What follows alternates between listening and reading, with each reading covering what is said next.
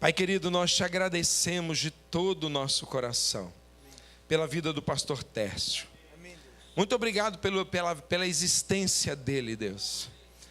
Realmente, Pai, como te adoramos, porque vemos que o que o Senhor tem feito nele, por ele e através dele, ó Deus, o Senhor, na verdade, pode e deseja fazer na vida de qualquer um. Muito obrigado, ó Deus, porque o Senhor sincronizou a agenda do teu filho para estar aqui. E nessa noite nós queremos, ó Deus, depositar a vida dele e confiar lá ao Senhor. Amém, Deus. Ó Deus, nós queremos confiar ao Senhor a casa dele.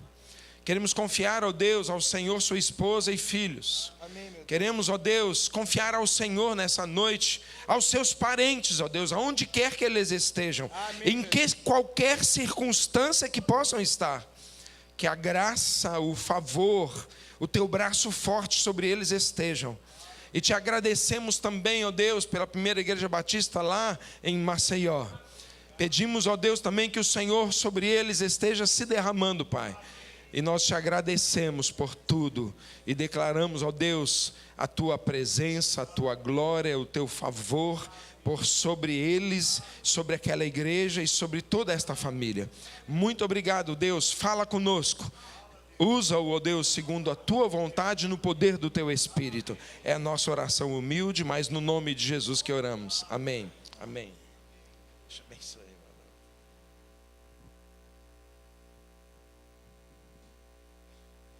Quero saudar você com a graça e a paz do Senhor, amém? Dizer que é muito bom estar aqui com vocês. Eu costumo dizer que existem igrejas que a gente chega e tem vontade de correr para casa, e existem igrejas que a gente chega e se sente muito em casa. E desde a hora que cheguei aqui eu me sinto muito em casa. Eu louvo a Deus pela vida de vocês. Os irmãos não sabem o quanto de pessoas dessa igreja marcaram a minha vida. Eu posso falar do vosso pastor, pastor Vitor Manuel, foi meu professor no seminário, bênção na minha vida, e ele dava aula e às vezes ele falava assim, ó, o que eu vou falar para vocês aqui, anotem. E depois, quando tiver com dor de cabeça lá na frente, não adianta me ligar de madrugada chorando, porque eu não vou atender. E várias vezes eu tive vontade, nesses últimos 20 anos, de ligar de madrugada para o senhor, mas aí eu lembrava do senhor falando que não ia atender e ia gastar telefone. Eu sou feliz de ver aqui parte da minha família. Meu tio Celso, minha tia Eli, pessoas importantíssimas na minha vida, que fazem parte de uma história de fé na nossa família. Eu estou muito feliz hoje de ver aqui Daniel e Elaine. Elaine foi minha professora na escola bíblica dominical. A Gleides também foi. Gleides e Josias. Agora, verdade seja dita, elas ainda devia ter 12, 13 anos. Ainda adolescentes, começaram a cuidar de crianças. E eu queria, assim, prestar a minha gratidão, de forma muito especial, a elas duas. A gente nunca sabe no que aquela criança que passa nas nossas mãos, seja num departamento infantil, seja numa célula de crianças, seja em qualquer outra atividade, a gente não sabe o que Deus pode vir a fazer através daquela criança que passa nas mãos da gente. E eu, sempre que encontro um professor meu de seminário, mas especialmente alguém que cuidou de mim quando eu dava mais trabalho, eu não deixo de louvar a Deus por essas vidas. É uma alegria enorme, enorme estar aqui com vocês. Esperava que algumas mudanças o tempo tivesse realizado, como na vida do Josias, tivesse deixado de ser tricolor e tivesse se unido a nós, Daniel. Mas a gente continua orando e crê que o Senhor pode completar a boa obra. Mas, gente, falar em família é muito bom, até porque tudo em família tem uma dimensão muito grande. Tristeza em família é tristeza mesmo. derrota em família é derrota mesmo, mas a alegria em família é um negócio fora do comum. Eu me lembro quando Keren, minha esposa, engravidou da nossa primeira filha. Nós temos 3 filhos, uma menina de 18, uma outra de 15 e um rapaz que quarta-feira agora completa 7 anos. Então tem para todos os gostos e idades. E eu lembro quando Keren engravidou, e nós estávamos voltando de viagem, descemos em Recife, onde meus sogros moram. Minha sogra nos recebeu no aeroporto, olhou para Keren, e aquelas coisas de mãe. Mãe tem um mistério que não se explica. Ela olhou para Keren e falou assim: você está grávida. E eu disse assim: mas como assim? Ela falou: está grávida. Entramos no carro, minha sogra é médica, ela já pegou um receituário e nem pediu um beta-HCG, já foi direto para uma ultrassonografia. Do aeroporto ligou para um amigo, fomos direto fazer uma ultrassonografia. Quando entramos no consultório, que entrou aquela procissão, eu, Keren, meu sogro, minha sogra, 2 cunhados. O médico logo disse assim: primeiro filho, né? E eu disse: como é que o senhor sabe? Ele falou: primeiro filho é assim. Primeiro filho vem o pai, vem a mãe, vem o avô, vem a avó, vem o cunhado. O segundo filho, vem o pai e a mãe. O terceiro, se a mulher pudesse, mandava a barriga para fazer o exame. E aí ele começa o exame. E logo que ele faz o exame, ele localiza, né, o saco gestacional. E dentro do saco gestacional um pontinho preto. E ele fala assim: está vendo ali aquele pontinho preto? Aquele pontinho preto é a sua criança. Na mesma hora eu falei: é a cara do pai. Porque se fosse um pontinho branco parecia com a mãe, mas sendo um pontinho preto é a cara do pai. Mas a alegria. Mas a grande verdade é que nem todos os momentos em família, nem na minha, nem na sua, nem todos os momentos são tão felizes assim. A vida da família, ou a vida em família, ela é feita também de lágrima, de choro, de sofrimento. E quando recebi a programação dessa conferência, na primeira noite foi pedido que falasse um pouco sobre eliminarmos algumas toxinas que adoecem a vida em família. Eu tenho certeza que a vida em família, ela tem, ou a felicidade em família, tem 2 ações. Uma que eu chamo da mão de cima, a bênção de Deus, o favor de Deus, a graça de Deus, né? Se não fosse, como diz o Salmo 124, se não fosse o Senhor que estivesse ao nosso lado, então tem a mão de Deus. Mas também a vida em família tem a mão de baixo, que é o nosso manejo, que é aquilo que você precisa fazer para dar certo, que é como falávamos lá em cima no gabinete, pastor Vitor, com sua sabedoria, falava o ingrediente. Existem coisas que são nossas. E nessa noite eu quero falar sobre pelo menos 3 toxinas, ou 3 realidades, 3 enfermidades que têm prejudicado a vida em família e para tanto. Eu vou pedir a você, por gentileza, abrir sua Bíblia, ou abrir ou acessar a sua Bíblia. No Evangelho de Lucas, capítulo 15, eu quero olhar com você para das parábolas de Jesus, a mais conhecida, que é a parábola do filho pródigo. E quero destacar algumas verdades na leitura desse texto. Lucas capítulo 15, a partir do verso 11, a Bíblia vai dizer assim: e Jesus continuou: um homem tinha 2 filhos. O mais novo, disse ao seu pai: pai, eu quero a minha parte da herança. E assim ele repartiu sua propriedade entre eles. Não muito tempo depois, o filho mais novo reuniu tudo o que tinha e foi para uma região distante. E lá desperdiçou os seus bens vivendo irresponsavelmente.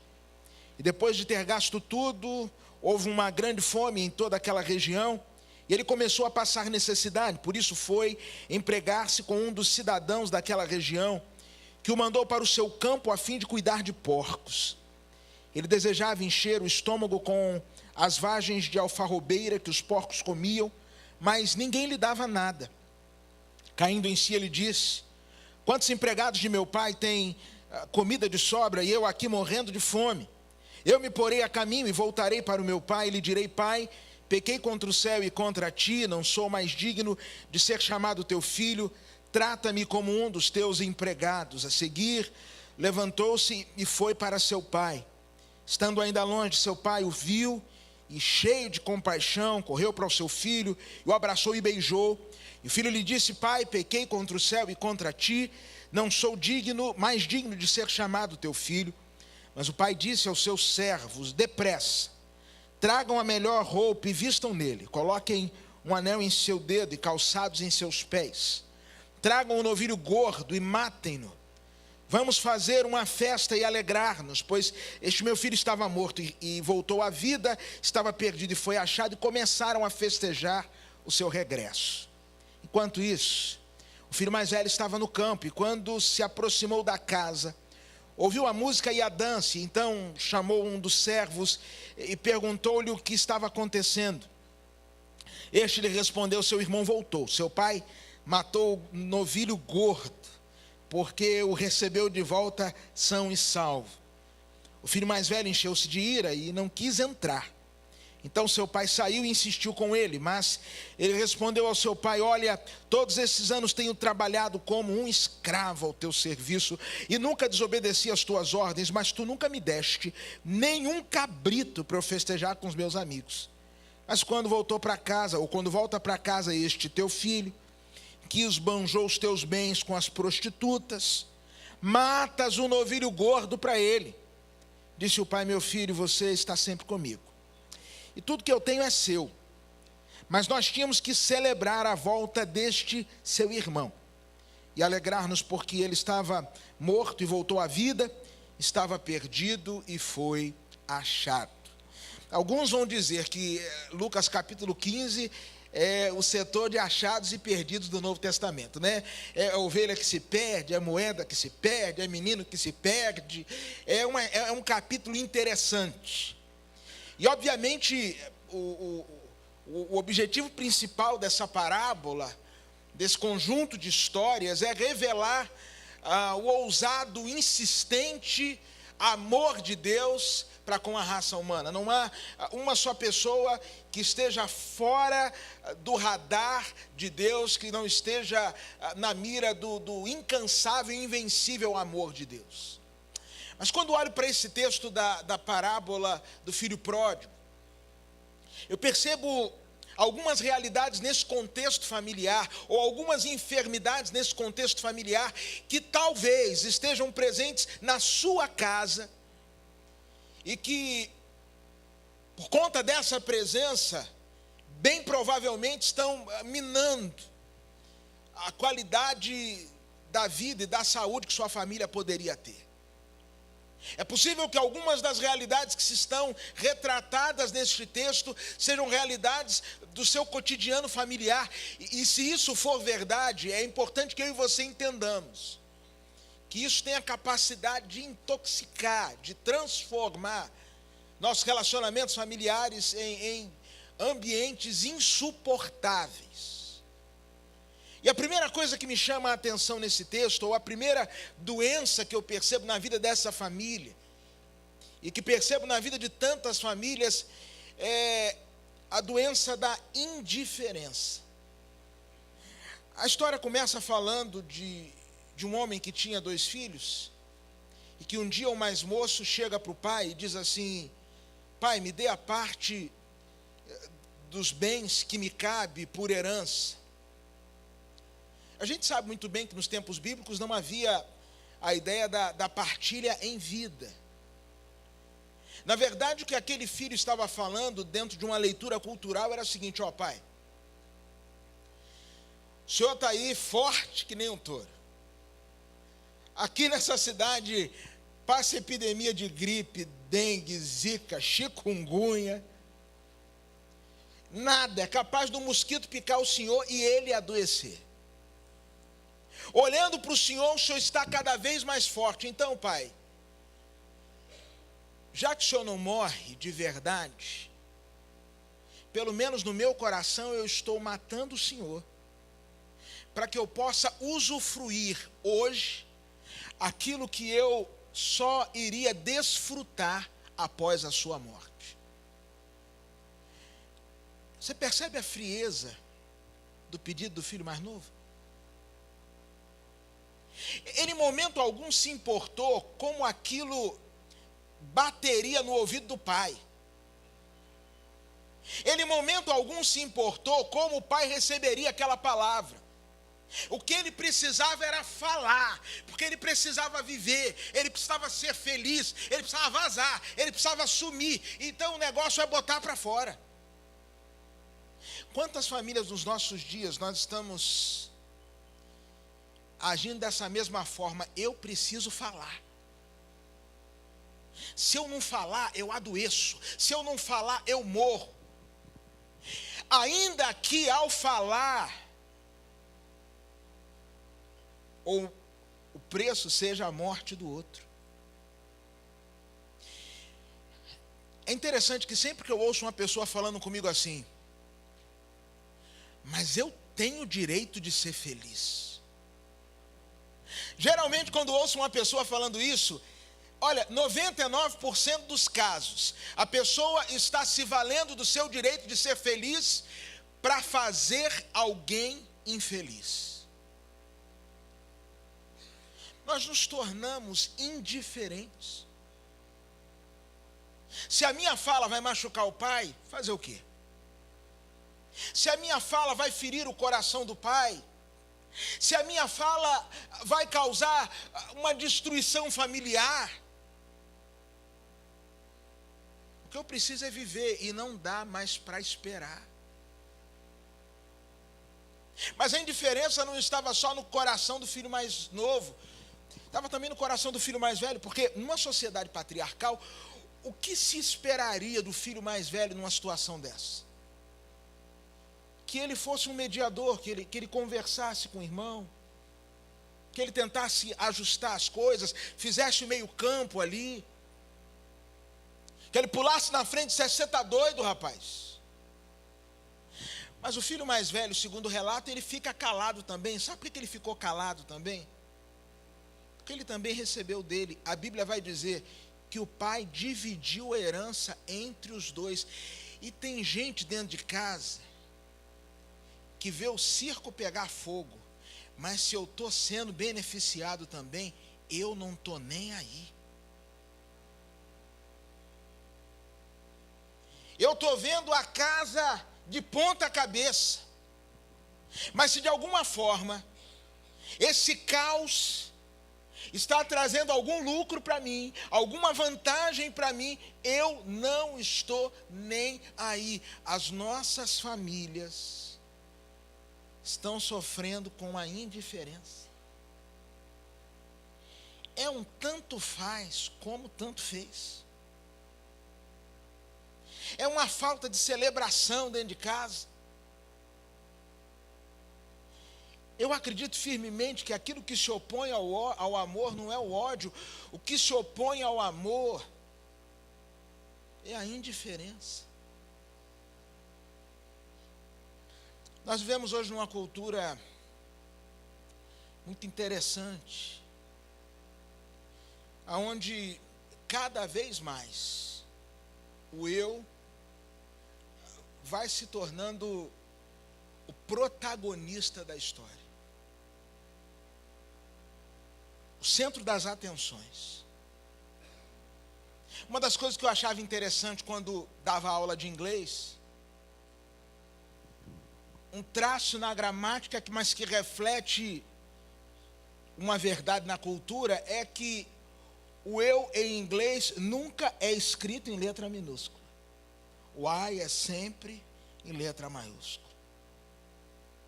E a impressão que eu tenho é que talvez nossas famílias estejam sofrendo muito hoje, Porque o eu está sempre em letra maiúscula.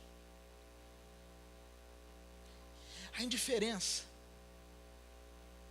indiferença, sabe, que rouba de mim a capacidade de avaliar que tipo de reação, que tipo de sentimento essa minha atitude pode gerar no outro. Nós nos tornamos inconsequentes. A gente está preocupado com a nossa vida.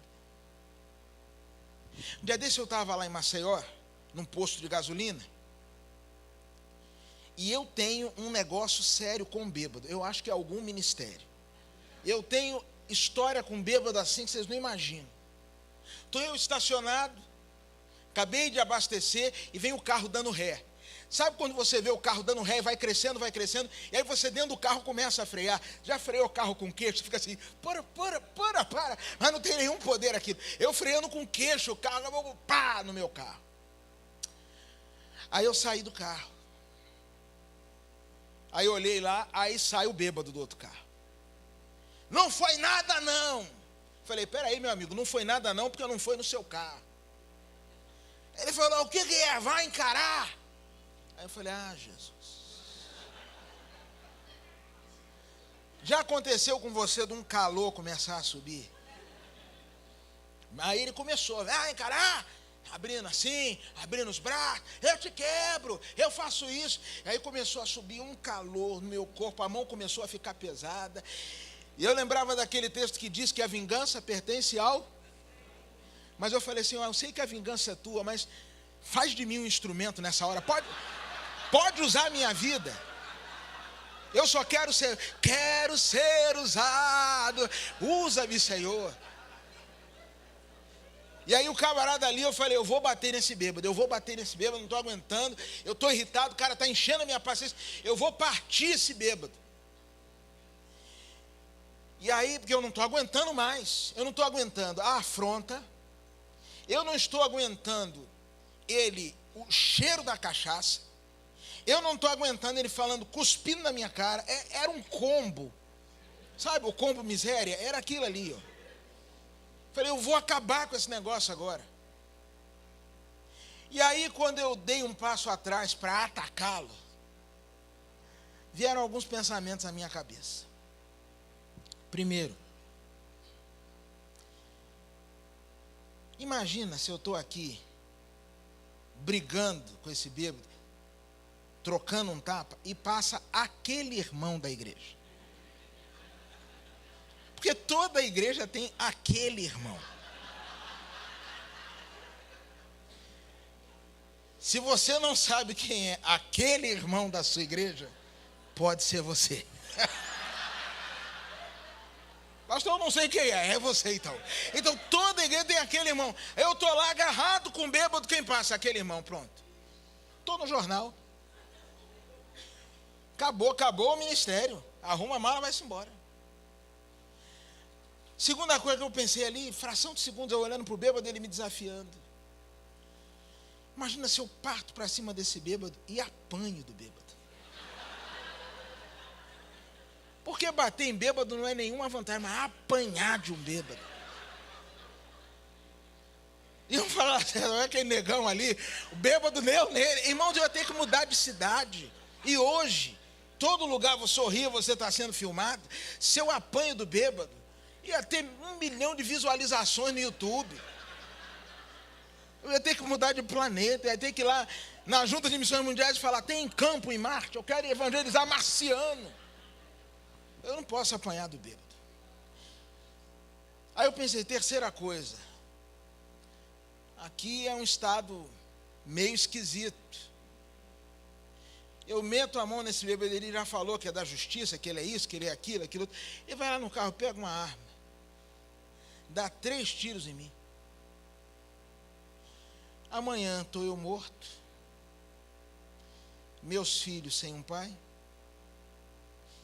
minha esposa viúva, não sei se ela está mais feliz ou mais triste, perguntem para ela. E esse camarada aí com um bom advogado não passava nem na porta da delegacia.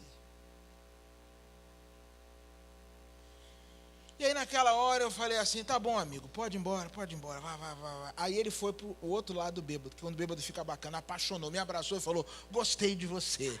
Eu falei, tá bom, mas eu sou casado e pode ir embora. Mas sabe, às vezes a gente vence a indiferença quando a gente consegue ser um pouco consequente. O que você tem falado, a forma como você tem agido, a forma como você tem reagido, está levando a sua família para onde? Quanta gente que se orgulha em dizer assim, eu sou assim. Ele, quando casou comigo, já sabia, pastor. Já sabia. Porque eu falo mesmo. Porque tem gente que só é uma fera dentro de casa. Na rua é um gatinho. É igual uma cachorra que tem lá em casa. Arrumaram uma cachorra para morar lá em casa. A cachorra não é minha, eu não gosto de cachorro em casa, mas arrumaram uma cachorra. Eu acho bonito na casa dos outros, arrumaram uma cachorra. Se você chegar lá em casa, tocar a campainha, é uma fera. Late, não sei o que. Sai dali. Vai no pet. Chega lá no pet, jogam água na cara dela, vento quente, escova, joga para lá, amarra o cabelo. É uma gatinha. Tem gente que só é fera dentro de casa. Inconsequência, indiferença. Quanta indiferença. Você precisa, em nome de Jesus, vencer a indiferença. Jesus Cristo um dia falou de uma igreja que era indiferente, a igreja de Laodiceia, e ele vai dizer, olha, eu queria que você fosse quente, ou que você fosse frio, porque essa sua mornidão me causa náuseas. E existem relacionamentos familiares que são nauseantes, que são enjoativos, por conta da indiferença. Mas nesse texto me fala de uma segunda enfermidade. Competição. Disputa. O menino sai de casa, e aí você conhece a história, mete os pés pelas mãos, faz um monte de burrada, gasta o dinheiro de forma irresponsável, e se cumpre na vida dele aquilo que eu e você já vimos se cumprir na vida de um monte de gente. Todo mundo que sai para ser livre, depois de um tempo, volta como escravo. O cara bate no peito e fala, agora eu vou ser feliz. Agora eu arrumei uma mulher que me entende. A mulher do meu nível. O cara vai para ser feliz. É cada foto no Instagram, é cada beijo que você fala assim, meu Deus, foi casado 60 anos com a outra, nunca nem deu a mão para descer a escada, mas agora é cada beijo, é o homem mais feliz do mundo. Acontece um negócio lá, a bonitona dá um chute. E eu, nesses 20 anos de ministério pastoral, toda vez chega alguém no meu gabinete, porque ninguém chega mais para pedir conselho, o povo já vem comunicar. Pastor, eu estou comunicando que agora eu vou ser feliz. Eu falo assim, Deus abençoe. Vou profetizar sobre a sua vida. Todo mundo que sai para ser livre, depois de um tempo volta como escravo. É por sua conta e risco. Não, comigo vai ser diferente, porque com a gente sempre vai ser diferente. Aí o camarada sai, daqui a 3, 4, 5 anos, o cara volta. Mas volta tão arrebentado. Volta tão diminuído, volta tão sem graça. Volta tão solícito. Mas volta um gatinho, volta uma benção. Esse menino saiu para ser livre, se arrebentou, agora volta como escravo. O pai não o recebe como escravo, o pai o recebe como filho, faz uma festa para ele. E nisso o irmão, que tinha sido no passado também sido beneficiado, vai chegando em casa e fala, que festa é essa? E eu acho interessante que ele pergunta o que está acontecendo. E no verso 27, o funcionário podia simplesmente falar assim, não, seu irmão voltou e seu pai está comemorando. Mas ele bota um veneno, ó a maldade do cara. Seu irmão voltou e seu pai matou o novilho gordo. Eu posso imaginar o cara falando, sabe aquele novilhão? Pois é, está tendo uma churrascada daquelas. Porque tem gente que já sabe onde está o problema. Tem muita gente sem noção, irmãos. O que tem de gente sem noção. Eu queria, sinceramente, pastor Vitor, que noção vendesse na farmácia. Que eu ia ter um vidro lá no meu gabinete. De vez em quando eu ia falar assim, abre a boca, irmão. 4 gotinhas, pronto, volta amanhã. O que tem de gente sem noção. O que tem de gente que só serve para atacar lenha na fogueira. Aí o cara fala assim, o seu irmão voltou. Aquele novilhão, estava para o final do ano, que era para o seu casamento, morreu. Seu pai fez um churrasco com ele. Aí ele não consegue entrar em casa. O pai tem que sair da festa e ir lá conversar com ele.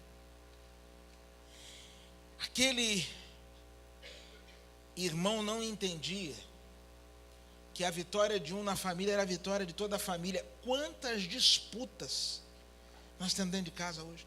A gente está disputando tudo dentro de casa. A gente disputa hoje em casa até infelicidade. Já viu aquele casal que a mulher chega em casa e fala assim, ai amor, eu estou com a dor nas pernas. Aí ele fala assim, e minhas costas?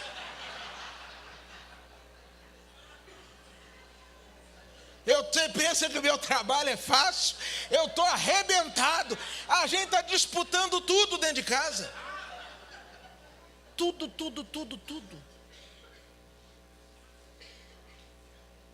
Eu tive uma situação. Eu tenho... Filhos são sempre diferentes, né?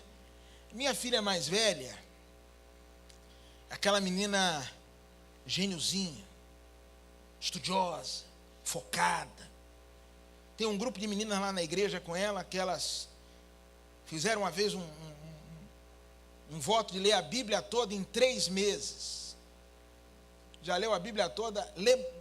Acho que já leu, acho que está lendo mais do que eu, confesso aos irmãos. Esse ano ela já leu a Bíblia toda, está indo para a 2ª leitura da Bíblia. A minha outra mais nova já é mais tranquila. Eu lembro que ano passado, em junho, a mais velha falou, terminei a leitura da Bíblia. A gente tomando café, eu falei, e você, Ana Ruth? Está lendo a Bíblia também? Ela falou, eu estou, desde o início do ano. Você está onde? Pai, eu estou lá por Gênesis 5. Falei, minha filha, você desde janeiro lendo nessa velocidade, você vai ter um estresse. Você vai endoidar, minha filha. Pelo amor de Deus, leia menos. De janeiro a junho, você já está em Gênesis 5. Eu estou aqui, estou com inveja da sua vida, da sua vida espiritual, um negócio assim, fora do normal. Mas assim, uma sempre foi, né? Uma aprendeu a falar inglês sozinho, fala fluentemente, não sei o quê. No ano passado fez vestibular, e aí passou em primeiro lugar em engenharia. A outra... recuperação, 7 matérias. Ano passado, um ano ela ficou em recuperação em 7, do outro ano ela ficou em 5. Ano passado ela falou, pai, esse ano é o ano da minha vitória, porque eu só vou ficar em uma, e só ficou em uma. E a gente vai celebrando. Mas agora no Enem, a mais velha não foi muito bem em redação. Aí eu cheguei no quarto e falei, filha, como é que foi sua nota em redação? E ela, como é muito assim, focada, chorando, não queria falar. Quanto foi, minha filha? Fala. Eu não quero falar, não precisa falar. Eu vou lá e vejo, né? Fui no computador. O pessoal usa o meu computador, deixa tudo que é senha lá, eu vou e olho mesmo, não tem esse negócio não. Aí fui lá, olhei. E quando eu estou olhando, quem chega atrás de mim? A mais nova. Aí olha. Aí sabe aquele sorrisinho do mal? Aí entrou no quarto e falou assim, se deu mal, né?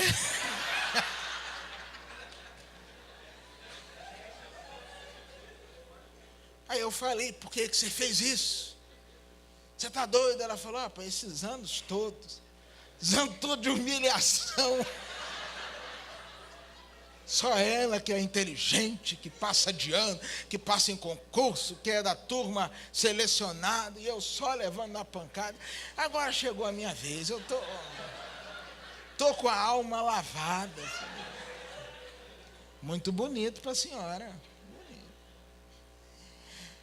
A gente discorda, mas entende isso num comportamento de adolescente. O que a gente não pode aceitar é, às vezes, gente adulta, gente que já era para ser professor e se comportando como aluno. Quantas vezes, irmãos, a Bíblia traz desafios para nós que são preciosíssimos. Um dos desafios da Bíblia que eu acho mais interessante é aquilo quando a Bíblia diz assim, que a gente tem que sorrir com quem sorri e chorar com quem chora. Eu descobri, na minha experiência pessoal, que é mais fácil chorar com quem chora do que se alegrar com quem está alegre. Especialmente quando o motivo da vitória do outro é algo que eu almejo, que eu sonho, que eu quero, mas que ainda está tão distante de mim. E quantas vezes dentro da família nós não estamos celebrando, e aí eu começo a ver, não são poucos os casos, irmãos, de homens que às vezes me procuram e dizem assim: pastor, consegui fechar um negócio, fiz isso, fiz aquilo outro, o senhor é a primeira pessoa para quem eu estou contando. Eu falo: meu irmão, que bênção. E aí daqui a pouco ele fala com uma pessoa, fala com outra, daqui a pouco eu falo assim: você vai falar quando com a sua mulher? Ele diz assim: pastor, qualquer conquista minha para ela é uma bobagem. Então eu já perdi a alegria de ir lá e falar que eu consegui isso. Quantos dos nossos filhos perderam a alegria de falar para nós das suas conquistas? E perderam também a coragem de abrir o coração para falar conosco das suas derrotas, porque nos veem não como companheiros da jornada, mas tem aquela mesma visão daquele paralítico do tanque de Betesda: quando eu quero chegar lá, alguém já chegou na minha frente, ou seja, somos como que concorrentes de uma mesma bênção. Achamos que ou é um ou é outro. Achamos que a vitória do outro em família, na verdade, sublinha o meu fracasso e a minha derrota, quando isso não é verdade. Nós precisamos, irmãos, no nome do Senhor Jesus, sondar os nossos corações e pedirmos a Deus a graça para vencermos a competição dentro de casa. Tem casal competindo por tudo. Quem dirige melhor, de quem os filhos mais gostam, quem é o melhor para os netos. Competindo por tudo. Irmãos, competindo por tudo. Gente que está enxergando o outro dentro de casa como um rival. Bem, não foi assim que começou lá o problema de Caim e Abel? Onde ele olhava para a oferta de seu irmão que fora aceita por Deus, e ao invés dele elevar o seu padrão de entrega, ele decide que eliminar o irmão, eliminar o rival, era o melhor a ser feito. Quanta competição dentro de casa. Quanta gente, e eu às vezes ouço mulheres falando assim: não, eu vou terminar esse curso, eu vou arrumar esse emprego, e eu vou, pastor, o senhor vai ver, eu vou passar na cara dele.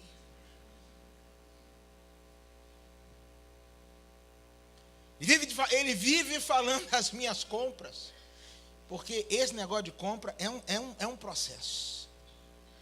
Quase toda irmã mente com isso.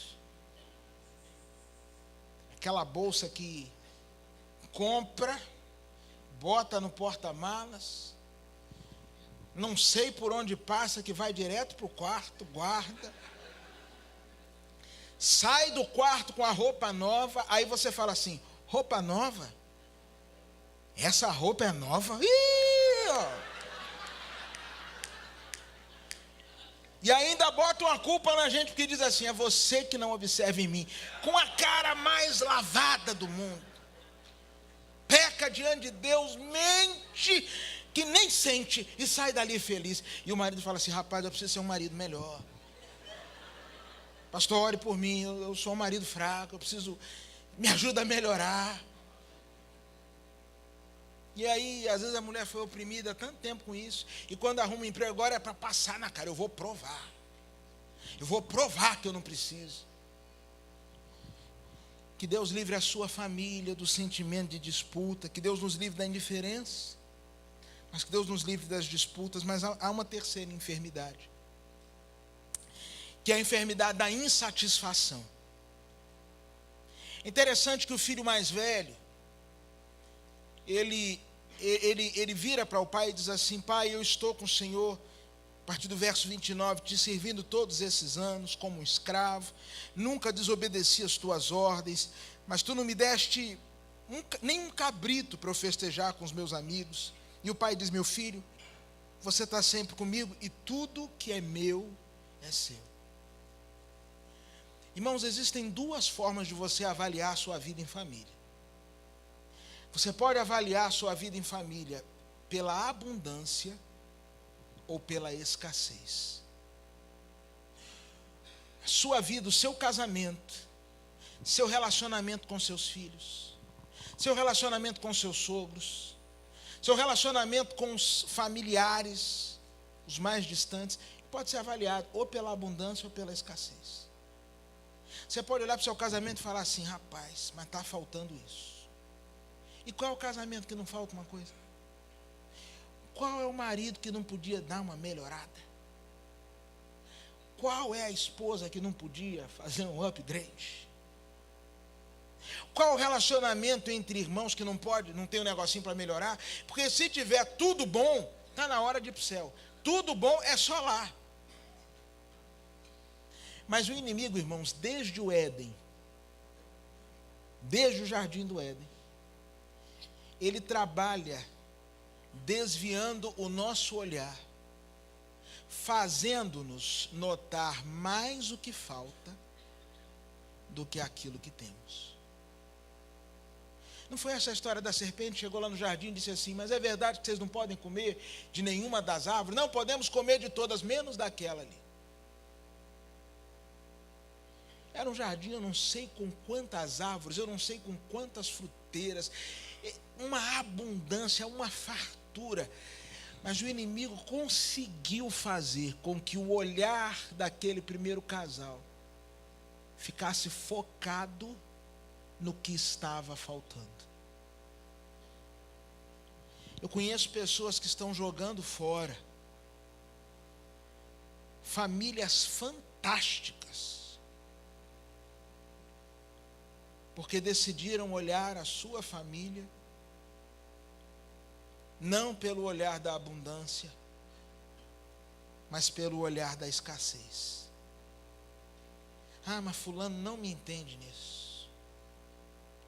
Ah, mas fulano tem esse defeito. Ah, mas esse meu filho tem esse negócio aqui. E enquanto eu estou focado no que falta, eu nunca consigo celebrar o que eu tenho.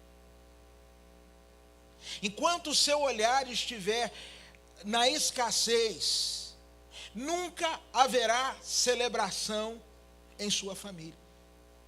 Eu li há muitos anos atrás uma entrevista do diretor da clínica médica da Rede Sara. E perguntavam a ele qual era a razão do êxito da Rede Sara no serviço de reabilitação. E ele disse o seguinte: a diferença da nossa equipe para tantas outras equipes está no olhar. E ele disse: geralmente quando um paciente chega, as pessoas começam a ver o que ela perdeu. Perdeu esse movimento, perdeu isso, perdeu aquilo outro, perdeu aquilo outro. e começam a trabalhar contemplando o que a pessoa perdeu. Nós não. Nós trabalhamos a reabilitação a partir do que a pessoa ainda tem. Aqui tem resposta a esse estímulo. Então vamos fortalecer isso aqui. Aqui está funcionando bem. Aqui é isso. Aqui é aquilo. Aqui é aquilo outro. Ele disse: o nosso olhar nunca está no que falta.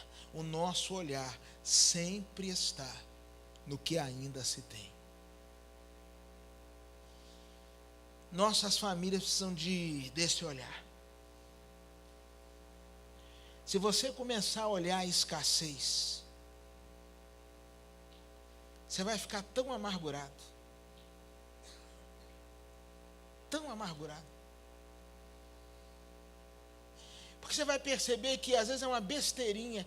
Por que fulano não é diferente? Era só isso aqui, ó. Era para tirar o 10. Faltava isso aqui para o 10. Aí você tem 9. Mas por conta do 10, você está ali se angustiando. É preciso que olhemos através da abundância. Não foi esse o olhar de Jesus na multiplicação de pães e peixes? Os discípulos olhavam para a escassez. Tem aí um menino com 5 pães e 2 peixinhos, mas o que é isso para tantos? É muito pouco para tanta gente, olhando foco na escassez. Jesus faz assim: traz aqui, apresenta ao Pai, agradece, foco na abundância, e diz que aquilo é multiplicado, pão e peixe é distribuído, todos comem, e ainda 12 cestos são recolhidos. O que me chama a atenção nesta parábola, é porque o final dessa parábola é diferente de todas as outras, das outras duas, ou das outras duas narrativas. Na ovelha que se perdeu, ela é reencontrada e há uma festa. Na moeda que estava perdida, ela é achada e tem uma festa. Mas na história do filho pródigo, tem a festa, mas depois tem as intervenções do filho mais velho, e a história termina como que meio sem fim. Existem algumas histórias na Bíblia que parece que não terminaram, igual o livro de Atos, que tem um fim abrupto. Essa parábola também tem um fim assim abrupto, do nada para. E um certo escritor vai dizer que talvez essas histórias não acabadas, elas existem para nos darem a oportunidade de eu e você colocarmos um fim a essa história. Esse escritor vai dizer que essas histórias inacabadas, assim como Atos, e os atos dos apóstolos, ou os atos do Espírito Santo de Deus através da igreja, continuam até o dia de hoje. O capítulo 29 de Atos continua a ser escrito através da vida da igreja do Senhor Jesus Cristo. A resposta para essa parábola precisa continuar a ser dada na minha casa e na sua casa. O que me chama a atenção nessa história é que a palavra do Pai, a presença do Pai, o coração do Pai, é que coloca as coisas nos devidos lugares. Foi o pai que pega o filho que se achava empregado e o restitui à posição de filho. É a palavra do pai que diz ao filho que achava que nada tinha, que tudo era dele. É o pai que vira para o filho, que olhava para o irmão caído e dizia: este teu filho, e organiza: epa, não é este teu filho, é esse seu irmão. É o coração, a palavra, a presença do Pai que vai curando essas enfermidades na vida da família. Eu quero orar com você. Eu quero orar pela sua família. Não existem famílias perfeitas.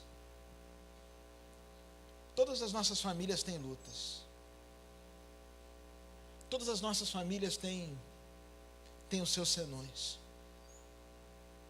Todas as nossas famílias têm inúmeras dificuldades. Mas sabe o que eu creio sinceramente? Que Deus separou esse tempo não para ser mais um evento.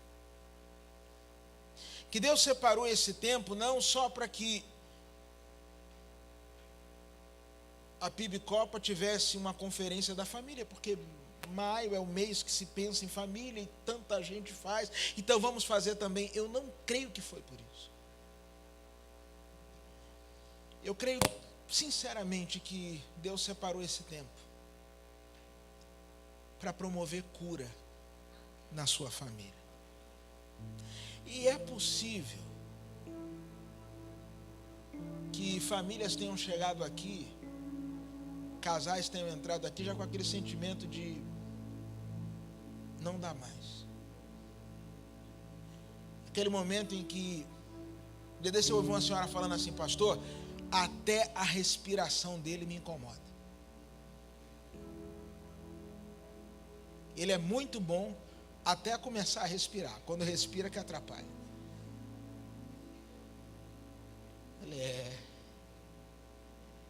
Então é possível que tenhamos famílias aqui assim. Filhos que não aguentam mais os pais. Não aguentam mais os pais. Eu tenho aí caminhado um pouco no meio de juventude, né? E quando a gente tem filho jovem e adolescente, a gente começa a revisitar essa área. Eu ando assustado com o número de adolescentes que estão aí se suicidando, ataques de ira, se mutilando. A coisa está séria, gente. E grande parte dos conflitos, das dores, estão acontecendo lá dentro de casa, é lá na família. Então assim, eu creio que Deus separou esse tempo para fazer desse tempo um tempo de cura para as nossas famílias, aonde nós vamos vencer a indiferença, vamos vencer as disputas, aonde nós vamos começar a olhar a nossa família com outro olhar a partir da fartura, da abundância e não pela escassez. Eu aprendi uma coisa há um tempo atrás, ouvindo um pregador, que ele dizia o seguinte, falando para casais. Ele dizia assim: olha, nenhuma esposa, nenhum esposo é 100%. Pode ser muito bom, pode ser excelente, pode ser uma bênção. Você pode colocar até na rede social: você é tudo que eu pedi a Deus. Mas eu tenho certeza que aquela ziquezira que ele tem, você não pediu a Deus. Então ele não é tudo que você pediu a Deus. É uma bênção, é o bênção. Ele é o bênção, ela é a bênção. Ponto. Mas ele dizia assim: nenhum marido, nenhuma mulher é 100%. Nenhuma mulher. Ele falou: qual é o erro da gente? É quando eu descubro que de repente essa aqui não é 100%, mas tem 75%. E aí eu descubro que esses 35%, às vezes eu descubro lá no trabalho, tem lá uma cheirosa, tem lá um bonitão, que ele tem os 25% que falta aqui. Aí eu abandono isso aqui e pego isso aqui e começo a falar: não, mas aqui tem mais. Mas daqui a pouco eu descubro que aqui só tem os 25% que faltavam, e que aqueles outros 75% agora me faz uma falta. Aí eu vou para outro lugar. E ele falou: isso é um comportamento típico de gente que não amadureceu. Criança quer tudo. Você chega para uma criança, duas crianças brincando, aí um está com o Batman, outro está com o Homem de Ferro na mão. Aí chega um e fala assim: divide com o amiguinho. Não. Meu filho, tem aqui 2 bonecos, escolha um. Se o seu filho e sua filha é uma criança normal, se for sobrenatural, ele vai falar assim: toma, meu amigo, pode levar, vai brincar. Precioso és para mim, querido irmão, pode levar, Deus abençoe. Mas se for uma criança normal, vai falar assim: não, eu quero os 2. Porque é natural da criança, eu quero tudo. Quando eu era menino, pensava como menino, agia como menino, sentia como menino, discorria como menino, mas logo que cheguei a ser homem, acabei com as coisas de menino. Precisamos parar um pouco de criancice. Entender que você não vai encontrar ninguém 100%, que você também não é. E você precisa começar a celebrar a abundância, a fartura que o Senhor Deus tem te dado, a família que você tem. Ao invés de ficar, acho que não, não sei se vai dar certo. Acaba com esse negócio em nome de Jesus. E esse tempo aqui eu creio que Deus separou para ser um tempo de cura para as nossas famílias. Deixa eu falar um negócio para você. A minha família precisa da bênção do Senhor. A minha família precisa de cura. A minha família precisa de um toque do Senhor. E eu vou orar pela minha família nessa noite. Aí eu vou me ajoelhar aqui para orar pela minha família. E se você veio aqui hoje e a sua família também precisa, você sabe que a sua família precisa, eu vou pedir para você sair do seu lugar e vir se ajoelhar comigo aqui e fazer a mesma coisa que eu estou fazendo, orar pela sua família. Pastor, minha família também precisa. Sai do seu lugar, vem se ajoelha aqui comigo. Vamos encher esse altar de pessoas que reconhecem que carecem da intervenção de Deus, de um toque de Deus, da misericórdia do Senhor. Que Deus faça algo pelas nossas famílias. Como nós precisamos disso.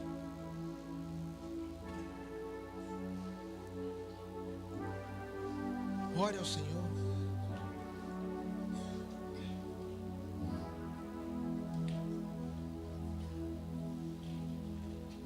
Se não der para chegar aí no corredor onde você está, você pode orar aí também. Ore a Deus pela sua família.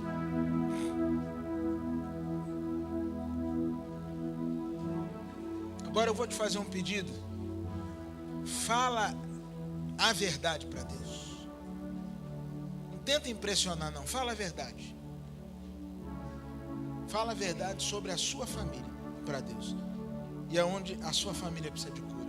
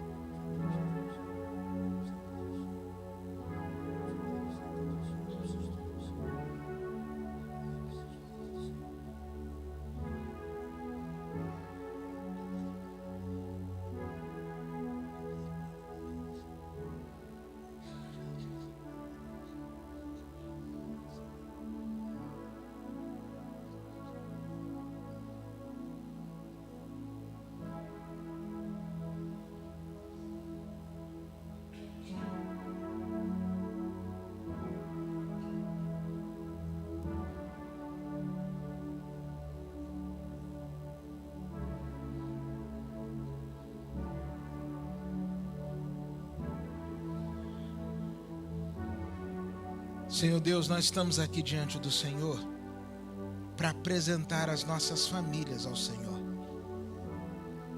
O Senhor sabe como vão as coisas lá em casa. O Senhor sabe, ó Deus, das situações que cada família tem enfrentado. O Senhor sabe do marido que não aguenta mais a mulher. O Senhor sabe da mulher que não aguenta nem ouvir a voz do marido. O Senhor sabe daquele filho, daquela filha que estão contando os dias para completar uma certa idade, vai morar numa cidade distante e não ouvir nem mais notícia dos pais. O Senhor sabe tudo, Pai.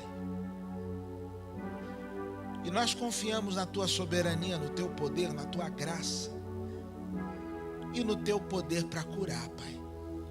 Oh, meu Deus, cura, Senhor. Põe a Tua mão de cura sobre cada família aqui nesta hora, Pai. Passa, ó Deus, visita cada família aqui representada, cada lar. Visita com graça, com misericórdia, com restauração. Derrama, Senhor, perdão. Perdão, Senhor.